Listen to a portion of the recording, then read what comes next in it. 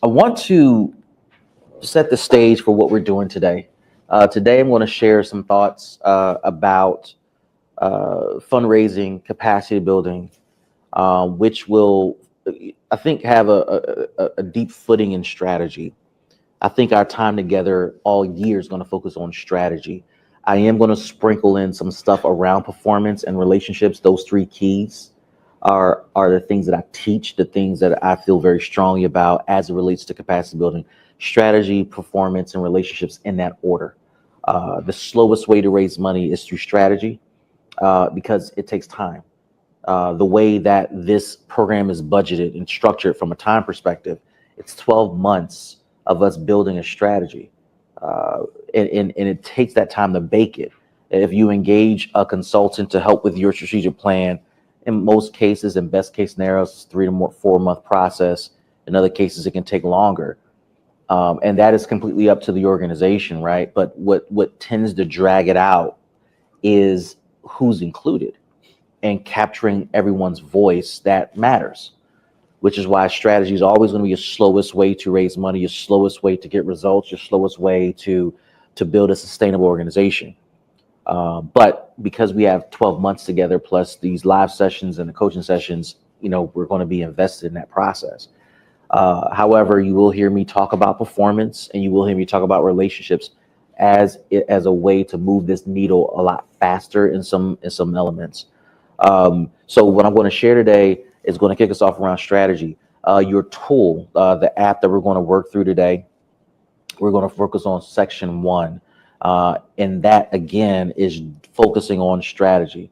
The earliest and the first component we got to focus on is identifying our right now state and what's actually happening within our organizations.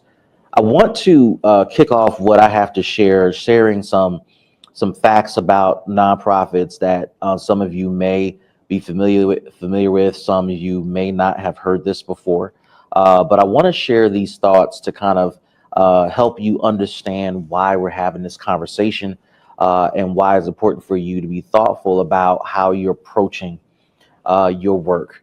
Now, nonprofit organizations at large, they do a couple of things. Now, this may be preaching to the choir, particularly to this group in this room, but it bears repeating and utilizing as a foundation. Number one, nonprofits is viewed as a place where, at least in our country, folks can come together to do a thing, right? When I heard the descriptions of your programs and I heard, what you do and the business you're in and why you're doing it, what overlaps for everybody is the fact that your organizations were founded, created, launched to bring a group of believers together to do something, whether it's around land, youth, whether it's around homelessness, etc. People decided that the best place to congregate and to solve a problem was through the formation of a nonprofit, which would allow you to eventually staff up, earn revenue to sustain your operations so that you can continue to deal with this issue or resolve the problem that your organization was created to resolve. Next, nonprofits are viewed as a place to bolster civic engagement, right? People are encouraged to volunteer in some capacity, whether it's serving on your board, whether it's helping with some of your frontline operations, or whether it's just being a donor. Like nonprofits is a vehicle that allows people to express their interests. So whereas they may not feel connected enough to serve as a staff member, they may feel connected enough to share their resources, their relationships, information, etc. Thirdly, nonprofits really are the building blocks of what we call democracy in this country, the ability to gather freely, to speak freely, to exercise a belief, to do something about said problem. So if something is broken in your community, you don't have to let it fester. You can fix it. It takes some legwork through the formation of a business structure called nonprofits. And in some cases, you can use a faith-based institution, which kind of falls under that category. But if you see a problem within your community, you can address it, right? You can let your voice be heard, not just through a bullhorn, but through acts of service, through the operations of a business. My favorite here on this list is that nonprofits are viewed as a place where people can build their skills professionally. They can cultivate know-how. They can cultivate talent to solve not only a community problem, but contribute to our economy, contribute to the well-being of the community we're looking to build. And lastly, a little known fact, nonprofits are economic engines. We do power portions of our community. We're not, and I really dislike this term, and so I cringe when people say it. You all do not work at charities. You don't work for a charity. You work for a business that happens to be a nonprofit that happens to be tax exempt, right? You can generate a profit. It's just that when there's a profit at the end of your year, your fiscal year, no one keeps it. It's retained within the organization. So there's no stockholders, there's no shareholders, there's no disbursement. It's a reinvestment within the organization. That's a distinction that as CEOs, if you're not maintaining internally or communicating, you should know. It's not a charity. And I'm afraid that people who view what we do as charity work treat it as such. To your point, and I cringed hearing you talk about when you asked for information and you got 4 or 5 different answers. That's a problem. And it's because people, from what I've seen, they do the best they can with the little resources that they have, but then it becomes bifurcated, unorganized, unstructured. And then when you start the transition to a serious operation, it's more of a heavy lift to just organize the business to function well on a day-to-day basis. Versus if people treated nonprofits as the business structure that it is, there would be a much different approach when you're launching it. If you are launching a private business and it's a mom and pop startup, right? Whether it's a bake shop, whether it's an auto repair shop, maybe you're teaching some gym classes, you're more prone to organize yourself as best as you can and to keep your stuff organized, and you grow accordingly. Comparing that to nonprofits that are volunteer based, started because of a passion and an interest, it's less structured and it's kind of like disorganized. So a very different way of doing business. Yeah. To continue with that thought, how many of you know that there are over 1.3 million nonprofits in the US? It's quite a bit. And they serve in different capacities. Some of these categories, are represented in this room, whether you're dealing with feeding folks or maybe you're dealing with healing folks, talking about hospitals, or maybe providing shelter. Maybe you're doing some stuff in the education space, etc. There are a variety of areas of interest that nonprofits kind of fill in the gaps for people. But there's 1.3 million of those organizations that exist. And part of the reason you should know that, because even in our state, there's high competition for shrinking dollars. So as you strategize about what's next for your organizations, whether you're dealing with your ops or your finances, you have to be conscious of the fact that you're constantly competing. You'll hear me say throughout our time together that you all are running businesses. This is a business. I understand the work that you do, that drives at the core of your heart and your passion. That aside, you're the CEO of a business and you have to treat it as such. You're competing for grant dollars and RFP dollars, etc. Further, something you should know, around the country, there are 12.3 million employees, people that call a nonprofit an employer, right? Whether it's full-time, part-time, sometime, whatever the case may be. 12.3 million people work at nonprofits. 64 million people volunteer at nonprofits. So this includes your board members. This includes people who volunteer, people who have committed some form of resource to the industry in and of itself. And then there are 10 plus million donors. So this, of course, includes your institutional donors, your large scale donors, and then your individual donors. The point of these stats that comes from the National Council of Nonprofits is to highlight that behind this passion and behind these business structures that you guys are stewards of are systems that are wishing and hoping for your long-term success. So as we talk about, what matters for your sustainability, you got to be thoughtful about who's pushing the system, who's pushing your success, who's interested in your success. You may not see those results in your organization due to your preferences or your current approach, but the support is there. So now we got to spend the time uncovering that support and cultivating it and sustaining that support, right? Because you can't keep doing what you're doing without resources or without braiding funding together or building a credible program or concept that is worthy of funding. To deepen this thought, if you look at that stat that there's 12 million people who call a nonprofit a home as an employer on average, and this is not necessarily true for your organizations, but on average, this equates to roughly nonprofits having 9.5 employees on the payroll. Now, some of you may say, I got one, I got two, some may have more.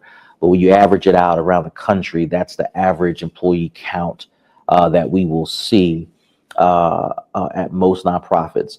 The Pierce Foundation did some research back in 2018 to look at how the employee allocation impacts the sustainability of nonprofits and their ability to generate revenue, right? And what they found is that most nonprofits do not have the adequate amount of staff to do the work and to raise money. Now, I'm willing to bet that there's a number of you around this table who obviously serve as a CEO, but you probably serve as the chief financial officer, the chief fundraising officer, custodian, secretary. You wash dishes if you have to, and there's that's a lot of pressure, right? If we're being like honest as CEOs, your title says CEO, but you probably got 4 or 5 jobs, and you only get paid for one. And then there's expectations that are layered on you by your funders and your staff and your community. And don't mention family. If you're married or if you have children or if you have pets, that stuff adds up, right? And so this research identified the fact that the more money you make, theoretically, if you go to the bottom of the chart, the more staff in theory you have that can commit to fundraising. That's the theory. My last employer, I walked out the door. We were like a $10-12 million organization. They became a $16 million organization. Even at that moment, this was quite some time ago. Even at that moment, they had 1.5, maybe 2 people who were responsible officially for fundraising. Now, prior to that, most of the senior leaders, including myself, we contributed or controlled our fundraising by ourselves. So as a person who had a multi-million-dollar budget just with my organization, my team, I did my fundraising. And that was separate from the fundraising director or the VP of fundraising. That philosophy, I think it works, but it's not normal. Because when you think about your support staff, if you have any, this is a rhetorical question. How many of your support staff can actually credibly help you with fundraising? You're kind of hard pressed to figure out, well, who I can lean on to do the important things like write grants, research grants, complete reports, meet with funders, have coffee with partners, figure out who we can work with to help raise money. It's very hard. And so the less money you make on the chart, which is at the top of the chart, the likelihood you don't have enough people who are able to help you raise money. I'll deal with this particular chart later at some time during our time together. But I want to close before I open up for questions, highlighting typically, on average, how nonprofits generate revenue and why we're having this conversation, why we're going to take our time this year to build your fundraising strategy, and why you need to be thoughtful about where revenue can come from. The dollar, as it's divided according to the budget of most nonprofits, according to the data we have, is split as follows. 49% of your revenue likely comes from private fees for service. So translation, your nonprofit is selling a service or providing a service in exchange for a fee. That sounds very similar to what for-profit organizations do. And if you're saying it to yourself, you're right. This includes if you responded to an RFP to your town or to your state or to another entity and you submitted an RFP response, that is a fee for service. What can you do for us in exchange for this dollar amount, right? Similar to it, what we call grants and contracts, that makes up 31%, 31.8%. So combined, the top two revenue drivers for most nonprofits comes from responding to an RFP or a call for proposals or a grant. So you have to submit some sort of written proposal application. That's 80+%. The reason you're in this room is because you responded to a proposal, RFP, a short one, which was intentionally designed that way, but you responded to it. And the result was there was a conversation or interview. You were admitted into this coaching program, which has a dollar value attached to it, no cost to you. And there are grant funds that have been awarded to your organization as a result.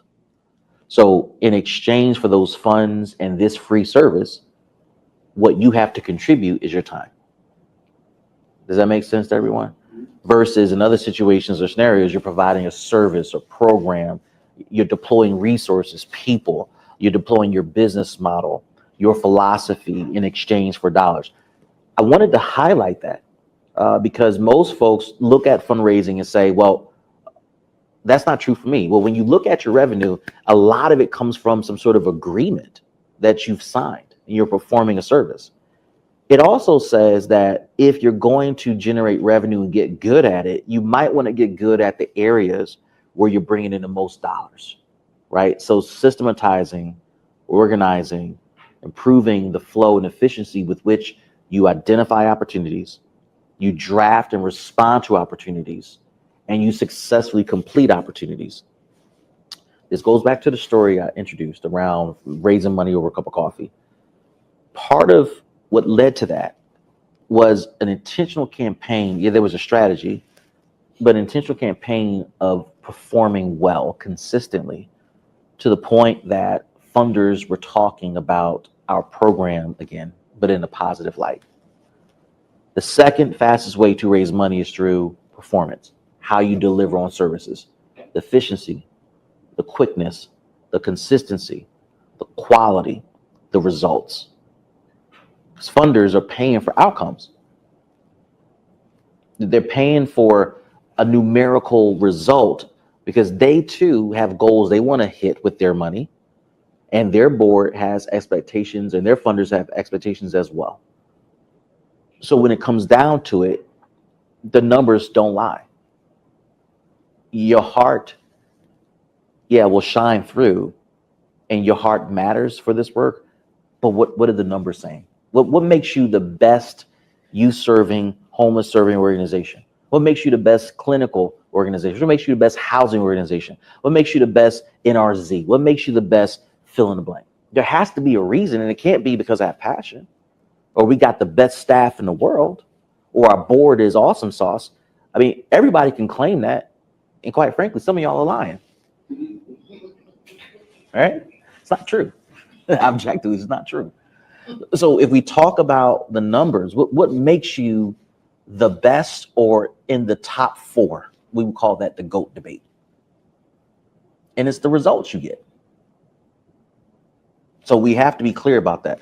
To a much lesser degree, look at how these numbers plummet dramatically according to this breakdown of how money is divided or spent amongst or earned amongst nonprofits. 8.7% comes from individuals. These individuals include the so-called wealthy Connecticutans that everybody's pursuing, that list that everybody buys down in Greenwich to solicit dollars. This includes the small dollar donors too. Your community members, family members, partners, board members, 8.7%. Now, some of you may see those numbers inverted or higher in your organization, but this is national average, 8.7%. Lesser degree, foundations. These now, when it says foundations, it's specifically talking about organizations that are holders of the wealth of individuals. We're not talking about groups like LISC, United Way, the Heart Foundation. We're talking about the mom and pop foundation. Like if I'm independently wealthy and I park 10 million in a family foundation, the Clark Family Foundation, that's what it's talking about. Those foundations that don't have a website but a PO box, you can't send an email, you got to send a letter request to those foundations, and you don't know if somebody actually checks the mail, like those foundations. Uh, Watch this, bequests. That's not something most nonprofits think about. How would you like for your resources to be dispersed after you transition? How many of you all are having that conversation consistently? Hold that thought, right? So it's something that's not as revenue. It's not a huge revenue driver. Less than 1% corporations, right? The large big box corporations, they're not giving as much as we think they should, even though they generate billions. And then 5.2 is other. So throw anything you want in there: cupcake sales, popcorn sales, car washes, etc. Right? This is a very small amount. This is jarring, right? So as we think about what the plan is or what it should be or could be for your organization, just be thoughtful about what these stats are saying. Now, again, this is an average, but when you look at your P&L and you look at how your revenue comes in, these may not be exact percentages, but there's a story that your financial statements tell. You should be able to determine that, listen, our bread and butter comes from these top 2 or 3 drivers. What are they? We need to get better at that, sustain it, systematize it, organize it, and then figure out what new areas we might want to grow in to get better. So maybe we want to get better at raising money from individuals, not because we want to meet budget, but because we want to see how good can we get and how can we get better at asking our network to support some unrestricted giving, or to help invest in this new concept that we want to get off the ground before we involve a large funder who would, invest a much larger amount. So let me pause there. I saw a couple of hands. What are your questions, thoughts, and reflections about